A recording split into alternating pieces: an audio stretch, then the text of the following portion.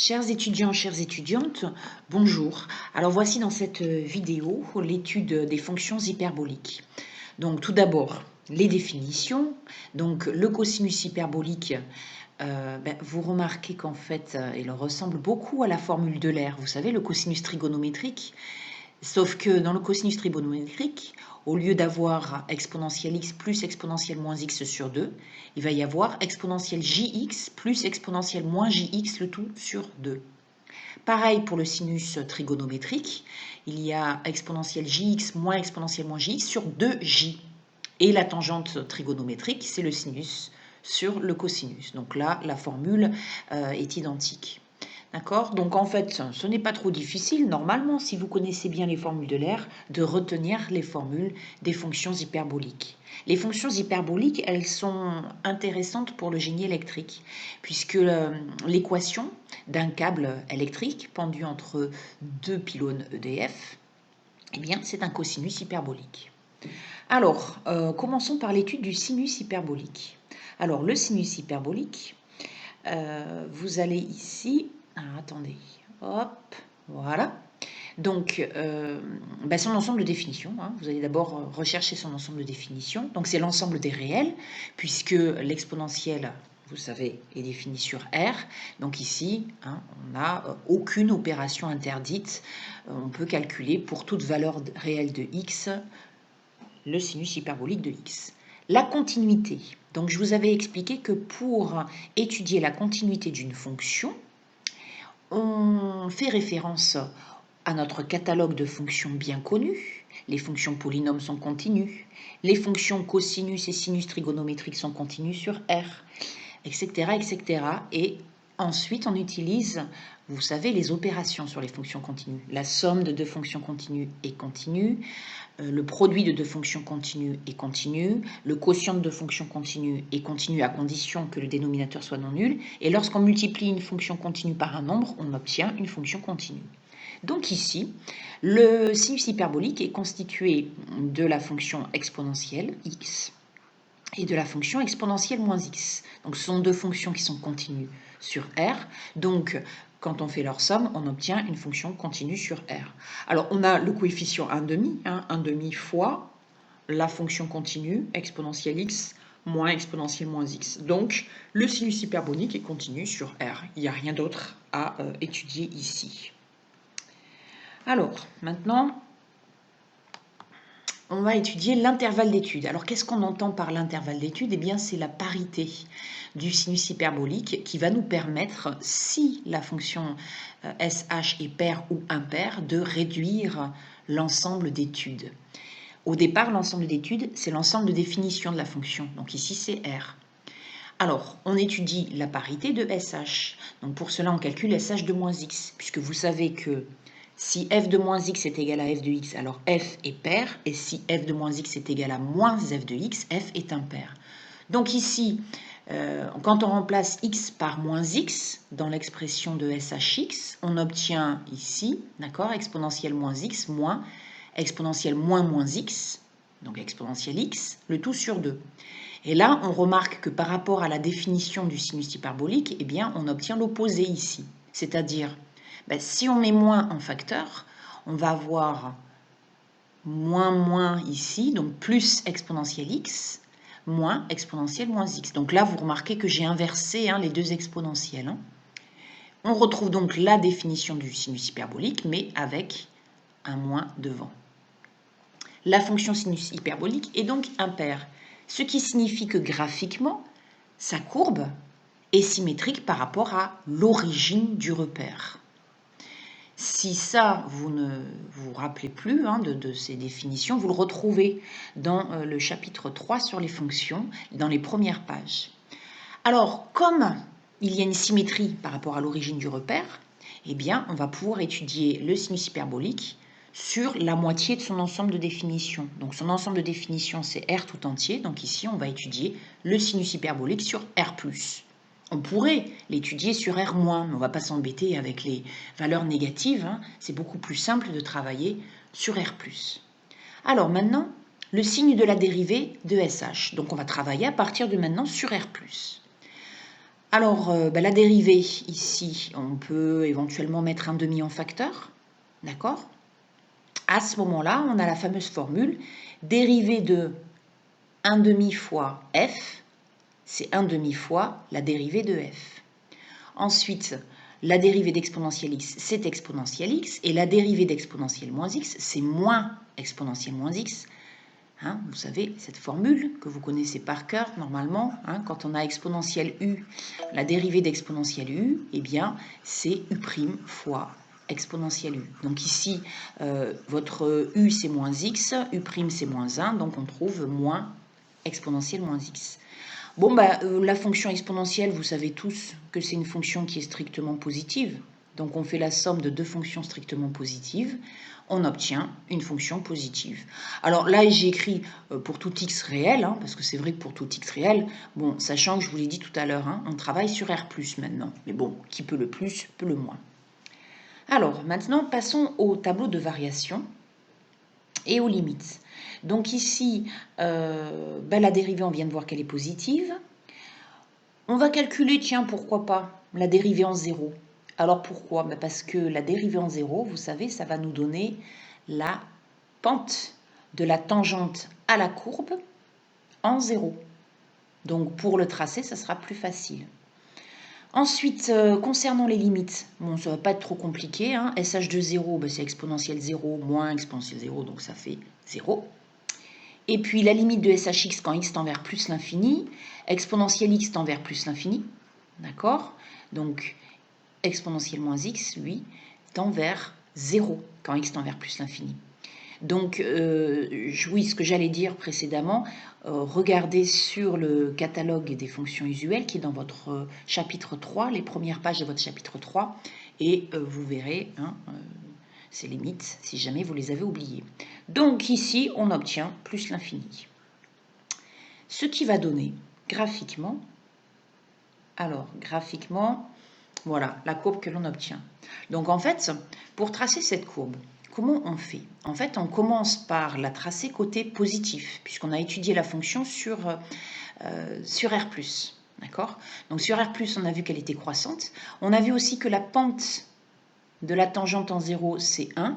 Alors ici, oui, j'ai du mal un peu à le tracer, mais en fait, vous voyez la graduation, hein, elle n'est pas du tout, c'est pas un repère orthonormé, hein, c'est-à-dire qu'on n'a pas la même graduation en abscisse et en ordonnée.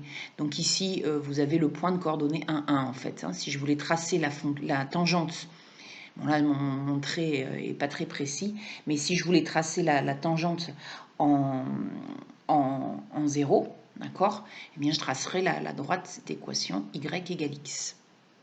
Voilà. Donc ici, oups, pardon, je reviens en arrière. Hop, voilà.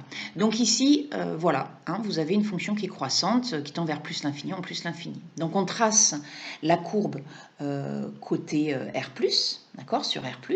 Et puis ensuite, comme la fonction, on vient de voir qu'elle est impaire, on l'a étudiée sur R+, parce qu'elle est impaire sur R.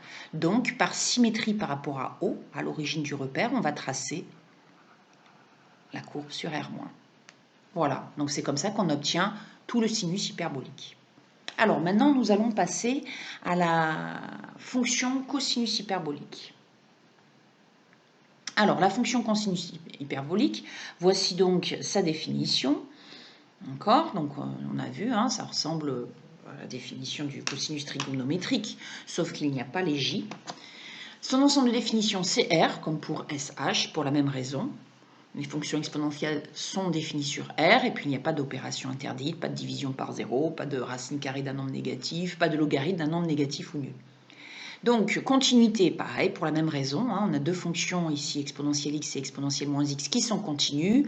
On fait leur somme, on multiplie par 1/2, donc on obtient une fonction continue sur R. Je vous rappelle la notation, CH, la fonction CH appartient à l'ensemble des fonctions continues sur R. L'ensemble des fonctions continues se note grand C puissance 0 et entre parenthèses l'intervalle sur lequel la fonction est continue. L'intervalle d'étude, pareil que tout à l'heure pour le sinus hyperbolique, on étudie la parité de la fonction cosinus hyperbolique. Donc ici, on remplace x par moins x, on retrouve hein, la même expression. Donc on retrouve ch de x. Donc la fonction ch cette fois-ci, elle est paire. Et sa courbe est donc symétrique cette fois-ci par rapport à l'axe des ordonnées.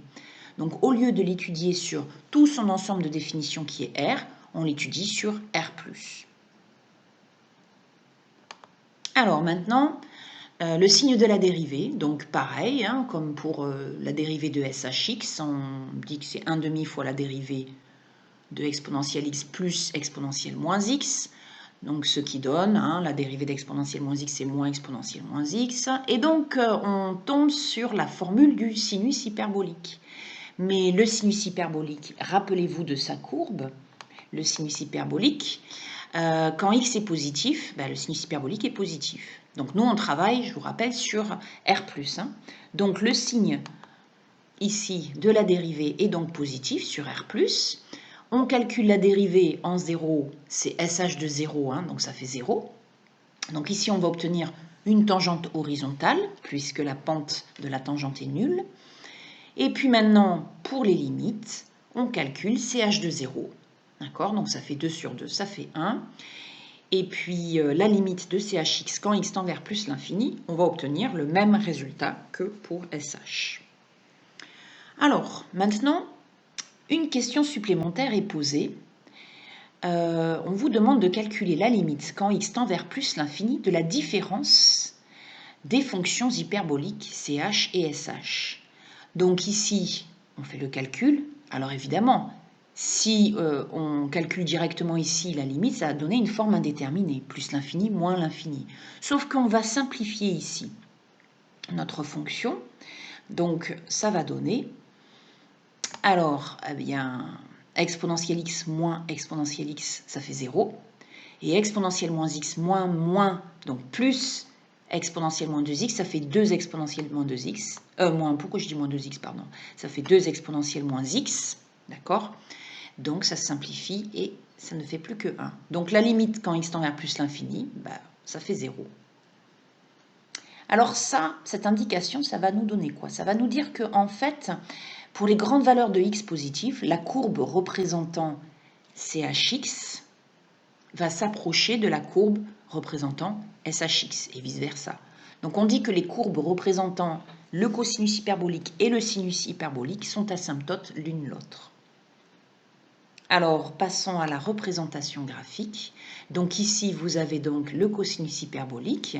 On appelle cette représentation graphique la chaînette. Parce que si vous regardez bien, cette courbe ressemble à une chaîne autour du cou, sans pendentif bien entendu. Et donc ça va être la représentation graphique d'un câble électrique entre deux pylônes électriques. C'est aussi la représentation graphique d'une chaîne d'amarrage d'un bateau. Voilà. Alors la courbe représentant le SH, on ne le voit pas tellement bien ici, parce que si vous voulez, avec Mat4, ça n'a pas dû bien imprimer sur le polycopier, puisque là j'ai repris votre polycopier.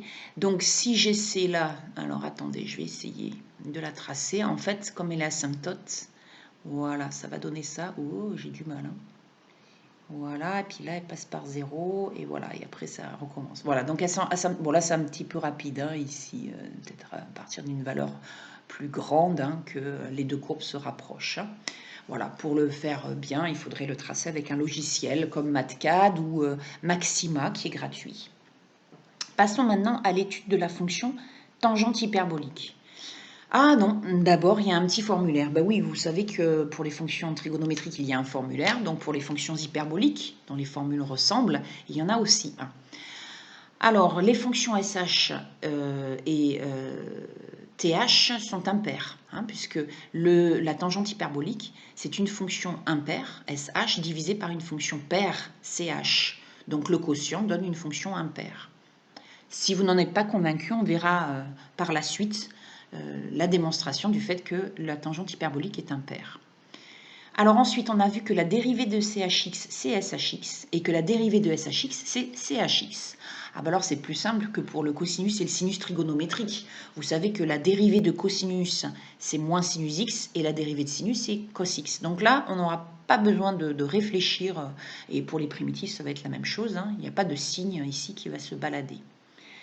Donc, on a vu tout à l'heure que chx moins shx est égal à exponentielle moins x. Si on fait la somme, qu'est-ce qui se passe? Eh bien, les exponentielles x vont s'ajouter et les exponentielles moins x vont se simplifier. Donc, ça donne 2 exponentielles x divisé par 2, ce qui donne exponentielle x. ch carré de x moins sh carré de x. Ça doit vous rappeler normalement la formule cosinus carré de x plus sinus carré de x qui est égal à 1 et que l'on démontre grâce au théorème de Pythagore dans le cercle trigonométrique. Alors ici, il y a deux façons de trouver ce résultat. Eh bien, soit on remplace le CH et le SH par leur expression, on élève au carré, identité remarquable, etc. Ou alors, on utilise les deux précédentes formules et l'identité remarquable que vous connaissez bien évidemment, hein, c'est-à-dire, eh bien, vous avez ici a carré moins b carré, je ne le répéterai jamais assez, qui est égal à a moins b, facteur de a plus b. Donc ici, on va utiliser le fait qu'on a ch carré moins sh carré. Ça fait donc ch moins sh, facteur de ch plus sh. Et donc ça fait, d'après les formules précédentes, e moins x fois exponentielle x qui fait 1. Voilà, donc vous voyez qu'en fait, et on va continuer à l'étudier, que dans ce formulaire, vous allez avoir beaucoup de similarités avec le formulaire des fonctions trigonométriques, sauf qu'il va y avoir des moins qui vont se balader à droite à gauche. Donc je ne vous demanderai pas de connaître par cœur le formulaire des sinus et des cosinus hyperboliques, je préfère que vous connaissiez par cœur le formulaire sur les fonctions trigonométriques. Alors, la dérivée de la tangente hyperbolique, eh bien, on utilise la formule u sur v, u'v moins uv' sur v carré. Ce qui donne u', ben, c'est la dérivée de sh, c'est ch, fois v, donc ch fois ch, ça fait ch carré, moins u sh fois v', qui est la dérivée de ch, sh. Donc ça fait ch carré moins sh carré. Donc là, vous avez deux formules possibles. Soit vous scindez en deux la fraction, c'est-à-dire, ben, vous dites que c'est ch carré sur ch carré, ça fait 1, moins sh carré sur ch carré.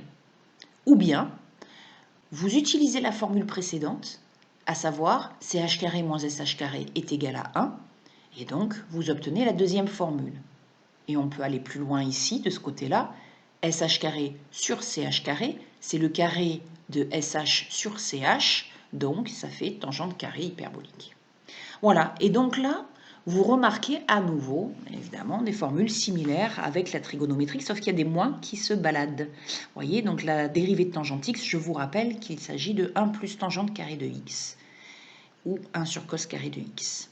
Attention à l'ensemble de définitions. Les fonctions hyperboliques, elles sont toutes définies sur R. Par contre, les fonctions trigonométriques, hein, cosinus et sinus sont définies sur R, mais la tangente trigonométrique, elle n'est pas définie en pi sur 2 plus kpi, puisque le cosinus s'annule en tous ses angles. Alors, passons maintenant à l'étude de la fonction tangente hyperbolique. Oui, il y a sur le polycopier d'autres formules. Alors, on ne va pas les démontrer, mais elles se démontrent facilement en utilisant les formules exponentielles du CH et du SH. Bon, c'est un petit peu long à écrire, donc je vous épargne ici la démonstration. Alors, la tangente hyperbolique, maintenant, nous étudions la tangente hyperbolique, hein, la fonction tangente hyperbolique. Alors, donc, c'est SHX sur CHX. Donc, ici, si on écrit les deux formules, il va y avoir une simplification par 1/2, d'accord? Hop, par 1/2, tac, voilà. Et donc, voilà, la tangente hyperbolique est définie sur R, puisqu'au dénominateur, le cosinus hyperbolique ne s'annule jamais. Hein, vous vous rappelez, la chaînette en 0 est égale à 1. Continuité, ben, la tangente hyperbolique étant le quotient de deux fonctions continues sur R, le dénominateur ne s'annulant pas, la tangente hyperbolique est continue sur R. Donc elle appartient à l'ensemble des fonctions continues sur R. L'intervalle d'étude, comme on l'a dit tout à l'heure, la tangente hyperbolique est impaire. Pourquoi? Ben parce que c'est le quotient d'une fonction impaire par une fonction paire. C'est comme la règle des signes. Impair, c'est moins, pair, c'est plus. Alors, si ce n'est pas très clair ce que je vous raconte, regardez, on le démontre. TH de moins x, c'est SH de moins x sur CH de moins x. SH de moins x est moins SH de x, puisque SH est impair. Et CH de moins x, c'est CH de x, puisque CH est pair. Donc, on obtient moins tangente hyperbolique de x. Donc, vous voyez ce que je vous racontais par rapport au signe fonction impair ici. Voilà, parce que en fait, oups, je suis pas au bon endroit, pardon. Oui, je suis en train d'innover avec la palette graphique, c'est pas évident. Voilà, il y a un coup à prendre et je ne l'ai pas encore pris. Voilà, donc SHX, d'accord. Et puis pair, ben, c'est plus en fait. Vous voyez, en bas, on a plus CHX. Voilà. Donc en fait, vous voyez, c'est la règle des signes en fait. Impair, ça correspond à moins, pair, ça correspond à plus. Donc on obtient moins. Et donc la fonction tangente hyperbolique, elle est impaire. Donc quand on fait le produit de deux fonctions paires, ça donne une fonction paire. Quand on fait le produit ou le quotient, hein, d'accord, de deux fonctions impaires, ça donne une fonction paire. Et quand on fait le produit ou le quotient d'une fonction paire et d'une fonction impaire, ça donne une fonction impaire. Le cosinus hyperbolique est donc symétrique par rapport à l'origine du repère. On étudie donc la tangente hyperbolique sur R+. D'accord? Alors, c'est parti. Donc, le signe de la dérivée. Donc, on a vu tout à l'heure que la tangente hyperbolique, il y a deux formules. D'accord? Soit sa dérivée, c'est 1 sur ch carré de x, soit 1 moins th carré de x. Ici, vu qu'on cherche à étudier le signe de la dérivée, on ne va pas s'embêter, on va prendre la formule 1 sur ch carré de x qui est strictement positif pour tout x positif ou nul, mais même pour tout x réel. Mais vu qu'on étudie ici notre fonction sur R+, allons-y. Le tableau de variation, donc la dérivée est positive. On calcule la dérivée en 0 pour obtenir la pente de la tangente à la courbe en 0. Donc, on trouve que la dérivée, c'est 1 sur ch carré, je vous rappelle. Hein, donc, en 0, ça fait 1 sur 1, ça fait 1.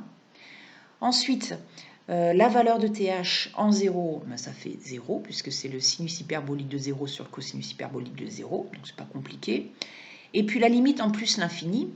Ah ah, alors là, ça nous fait une forme indéterminée. L'infini sur l'infini. Donc, pour lever l'indéterminé, nous allons prendre l'expression avec les exponentielles. Et en plus l'infini, on va prendre les termes, alors, prédominants. D'accord? Exponentielle moins x, vous savez que ça tend vers 0 quand x tend vers plus l'infini, et exponentielle x vers plus l'infini. Donc ici, on va écrire qu'il s'agit du quotient d'exponentielle x sur exponentielle x, qui fait 1. Donc, ici, en plus l'infini, la limite est égale à 1, on va obtenir graphiquement une asymptote horizontale d'équation y égale à 1. Voyons ça sur la représentation graphique. Voilà, donc ici vous avez les asymptotes, hein, d'accord, en 1. Alors attention, je vous rappelle que nous, on a étudié notre fonction sur R+. Donc sur R+, on a vu dans le tableau de variation qu'on a une fonction qui est croissante. La pente ici de la tangente est égale à 1. Donc vous voyez, si je trace la droite d'équation y égale x, voilà, d'accord. Donc j'ai bien ma courbe qui est bien tangente à la droite d'équation y égale x ici. Et donc ensuite, je n'ai plus qu'à tracer les asymptotes. Alors évidemment, j'ai tracé cette courbe avec le logiciel MATCAD. Et là, malheureusement, la courbe se confond avec l'asymptote. Hein. Donc non, la courbe ne se confond pas avec l'asymptote. La courbe va se rapprocher indéfiniment de l'asymptote sans jamais la toucher. Donc là, voilà, on obtient donc notre courbe sur R+.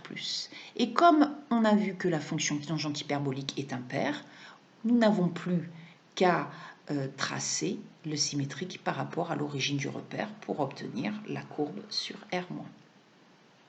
Voilà, donc cette vidéo sur les fonctions hyperboliques est finie. La suite du travaux dirigé, ça va être quelques exercices.